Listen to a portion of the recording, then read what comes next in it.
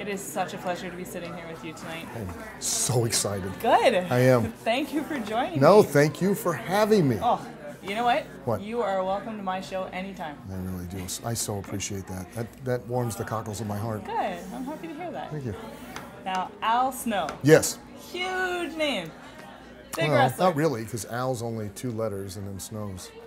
I guess it's shorter than your actual name. Yeah. Right? Yeah, it is. So how did you come up with Al Snow?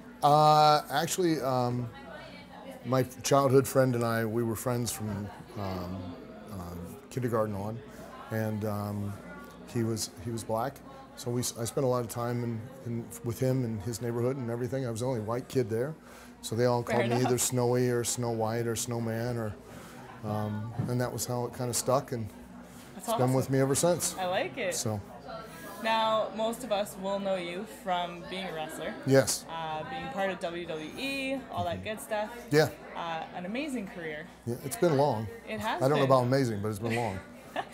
But I mean, for somebody in that line of work, it has been long, Yeah. which is amazing. Yeah, I've been very blessed to be able to do what I love to do for as long as I've gotten to do it. And, you know, it's been 33 years, so I've been really fortunate to go all over the world and fake fight other men in their underwear for money.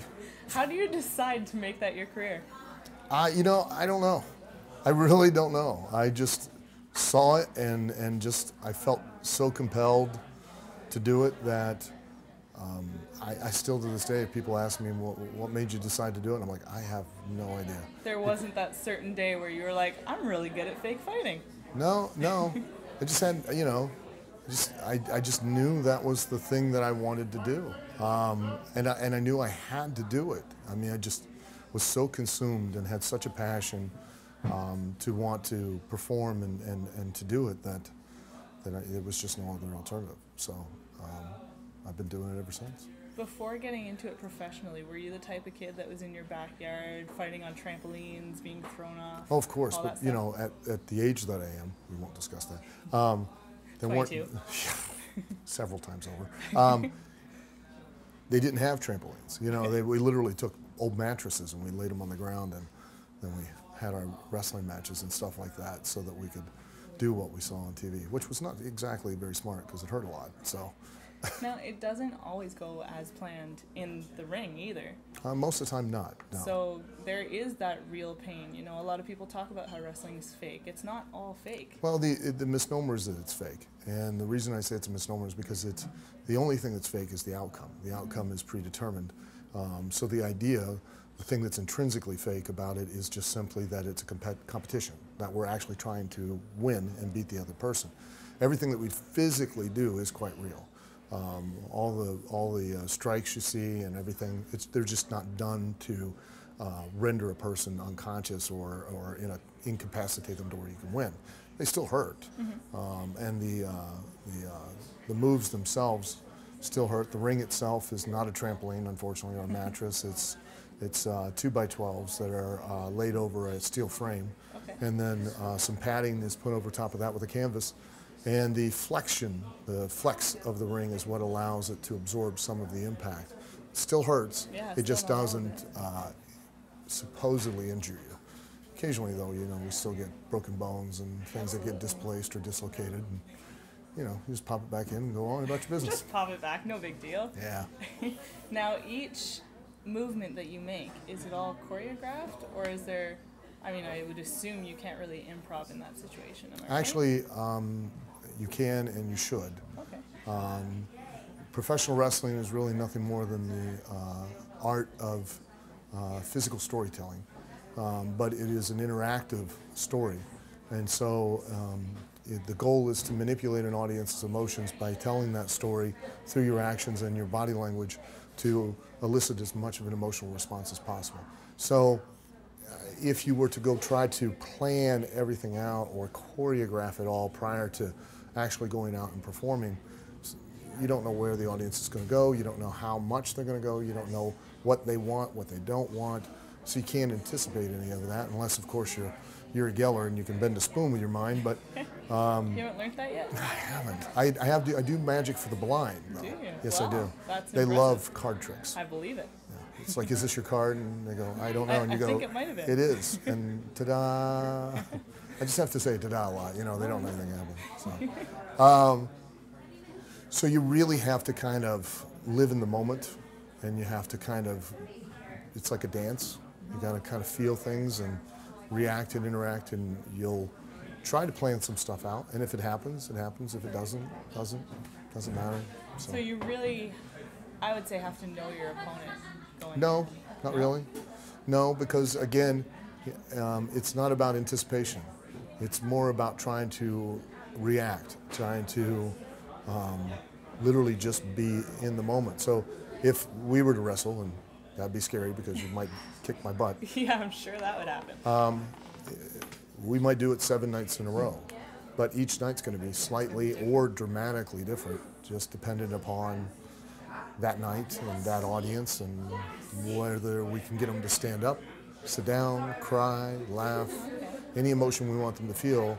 We want them to feel it as much as possible at the moment that we want them to feel it. So, you know, tonight it might take 5 steps for us to get that done.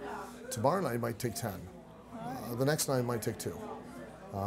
You just don't know until you're out there and until you do it. So that's the challenge, and the really fun part of it, because you get to get that immediate feedback from the audience as you're performing, and there's nothing that can compare to that. It's better than anything you could possibly imagine. It makes you feel more alive and in the moment than nothing else. That's what keeps me going, keeps me performing, is that feeling of being in that moment and you know, trying to get an audience to at some point become so emotionally involved that they forget that it's just wrestling or it's fake, and they get so swept up that they take some kind of physical action, whether it be just standing up or literally trying to climb over the rail and stab me. Yeah, you know. which I'm sure happens. Well, that's happened in the past, yeah, which has been. That's a little bit terrifying. It is. It's quite exciting. Now you've taken that performance part of things and you've transferred it over to the movie set. I've tried to. You know, it's been a challenge. I've gotten to do a lot of movies. Been very fortunate and very lucky. But the challenge has been that to make the transition from wrestling, even though it's a natural extension of what we do, the first thing I had to adjust is the fact that we don't get second takes. Right. Everything's live. We have to do it in one take. Usually we have to do it anywhere from 10 seconds to 2 minutes, and we have to not only communicate information of who, what, where, when, and why. We also now have to come across as that character and that persona and make the audience feel whatever we want them to feel, to try to push them to try to watch whatever we're going to try to get them to watch. And we've only got one shot to do it. There is no, hey, I forgot a line. Try that again. Not to mention, it's not really scripted. They'll come to you and they'll go, okay, here's the couple things we want you to get across. Here's what we're thinking. That's 100% your responsibility. You have to create everything on your own. So at one time my character was a little crazy, and you know, I used to carry a mannequin head that I would talk to and treat as if they were a real person, because really, quite honestly, it's rude if you don't talk to somebody who speaks to you. Yeah, obviously. I mean, your mother Judith probably taught you that, and she always knows good manners, right, Judith? Of course. All the A wonderful woman. And so I'd lost it, and I had gotten a deer head that I had replaced it with and was treating it like it was my friend.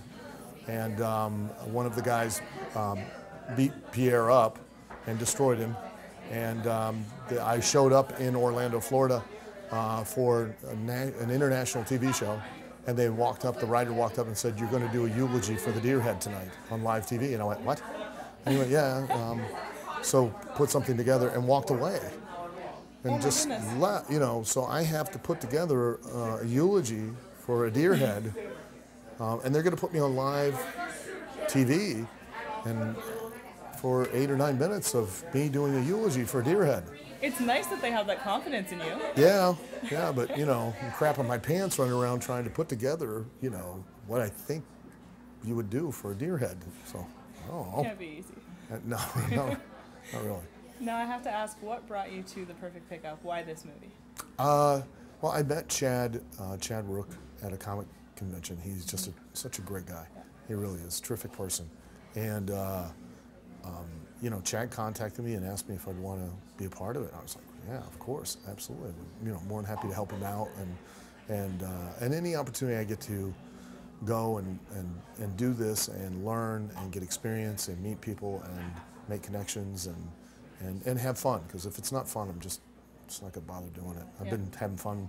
I've been on vacation for 33 years, so I'm certainly not going to take a job now that I'm not going to have a good time. Not bad, yeah. Yeah. So this is, and everybody here has just been, you know, completely awesome on set. The audio girl, you know, was crushed. No, we've had problems too. The microphone's still on. Damn it. Everybody's just been fantastic, and you know, the only downside is that, you know, I've only come in for the day. I don't get to be here for days at a time, which would have been. I'm sure they'd invite you back.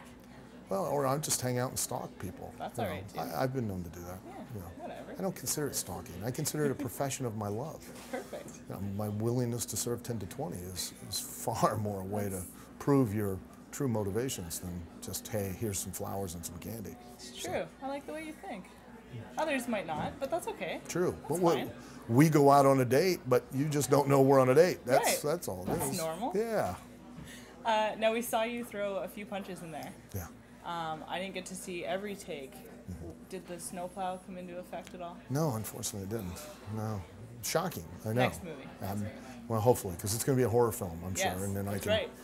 you know, do it into like a meat grinding Yeah, thing, and make people into sausage, There you go. You heard it here first. like Motel Hell. Remember that movie? You're too young. It was a horror, real B-grade horror film where Okay. people would go stay at the hotel and they would capture them, plant them in the ground to soften them up, and then they would, because they made sausage out of them. That's gross. So Al, I have one more question. I try to ask each just of my guests. one more. I could sit here and talk to you all day, but I think our audio girl's arms would probably get Her tired. arms are getting right? tired. Yeah. My question is actually about your socks. Okay. I think socks tell a lot about a person. Okay. And I would love it if you could tell me what type of socks you wear. Well, I wear ankle socks, usually black. Okay. That way they don't show dirt a lot, and I can wear them for more days than just, Yeah. you know, once Which or helps twice. out if you're on the road, right? Absolutely, it does. Good Not that anybody stuff. sees my socks because I wear tennis shoes or cowboy boots. All right. But you know, the other reason I wear ankle socks is because it's just so hard to bend all the way over, and you know, the further I got to pull them up, the longer I got to stay bent over. And get I- past those muscles. And, Exactly. Yeah, I get it. Yeah. Not Where if that I the have that ankle problem. socks, and they're on, and then I'm out the door. That's perfect. So, you know what it looks like when you see like a young giraffe or a horse being born? Mm-hmm. That's what I look like when I get up in the morning trying to get out of bed. And just kind of, just all over the place. I'm It's a all mess. worth it, though. Ah, It's all worth it. I'd do it again in a heartbeat. And we'd be happy to watch. And thank God, because if people didn't watch, I wouldn't have a job. I guess that's What am I very going to do for a living? I mean, come on. I've been half naked for 33 years. And, hey, I'd like to work in your store. No. true. I'll sign you on. Yeah. Thank you so much for your time, Al. Thank you. Pleasure meeting you.